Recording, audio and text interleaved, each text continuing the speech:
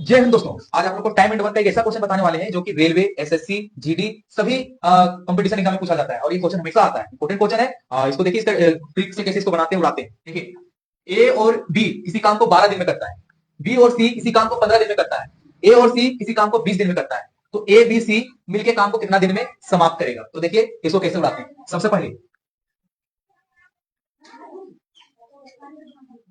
ये तीनों 12, 15, 20 का एलसीएम कितना आ जाएगा? सबको पता है कि 60 आ जाएगा।